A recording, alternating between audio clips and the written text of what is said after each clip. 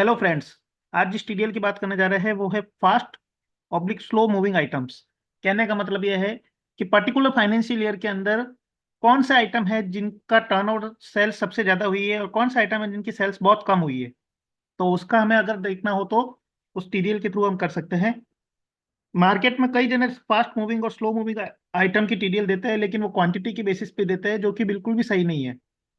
क्योंकि किसी की क्वांटिटी के यूनिट होती है जो पीस में होती है, किसी की किलोग्राम में होती है। तो ऐसी कंडीशन के अंदर अगर हम उसको क्वांटिटी की बेसिस पे अगर लेके चलेंगे तो वो बिल्कुल ही गलत होता है।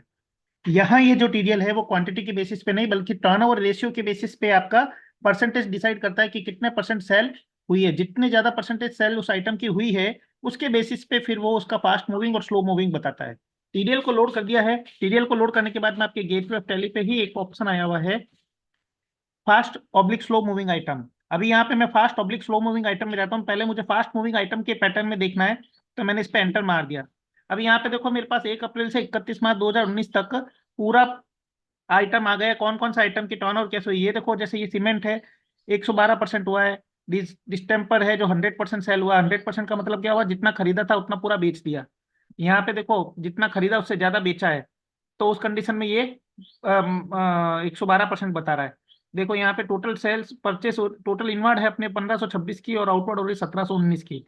अभी यहाँ पे आपको मंथ वाइज देखना तो मंथ वाइज देख सकते हो, डेली देखना डेली देख सकते हो। यहाँ पे आपको पैटर्न दिया हुआ है। जैसे मैंने मंथली क्लिक कर दिया, अभी मेरे पास आ गया कि कौन से महीने में इसकी सेल हुई है, कौन से महीने में इसकी सेल नहीं हुई है। ये यहाँ पे सारी चीजें बता देता है। जैसे कि देखो ये डिस्टेम्पर है, डिस्टेम्पर का सेल मेरे 1 मई में पूरा हो चुका है। तो ये पूरा का पूरा 100% सेल हो गया है। इसके बाद में देखो ये है एमएस सरिया टीएमटी। 99.42% पूरे साल में सेल हुई है। अप्रैल में इसकी 95% सेल हुई थी।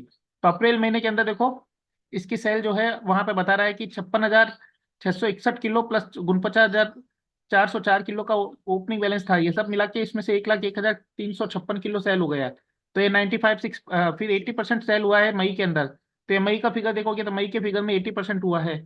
यहाँ पे ये जो क्वांटिटी जो कैलकुलेट हो रही है, क्वांटिटी और अमाउंट का जो टर्नओवर रेशियो है उस बेसिस पे ये कैलकुलेट करके परसेंटेज बता रहा है। तो जिस जिस महीने में जितना जितना परसेंटेज है उसके हिसाब से इसकी सेल्स और बता देता है कितनी टर्नओवर हुई है। उससे हमें ये पता चल जाता है कौन सा आइटम है जो हमें यहाँ पे ये नीचे जो कुछ आइटम बताए हुए हैं इनके अंदर कुछ भी नहीं, ना तो ना सेल हुआ है ना परचेज हुआ है। ये टोटली जीरो आइटम है। और यहाँ पे ये जैसे देखिए ये आइटम है जिनकी सेल बिल्कुल ही कम हो रही है। तो परसेंटेज के हिसाब से हमें सारा आइटम का पता चल जाता है कितनी सेल हो रही है और कौन सा आइटम सबसे स्लो है। अब यहाँ पे स्लो मूविंग से देखना है तो स्लो मूविंग में जो सबसे स्लो है वो आइटम पहले आ जाएंगे। अभी इसको भी मैं मंथली करता हूँ तो देखो ये सारा आइटम बना तो परचेज हुआ ना सेल हुआ है।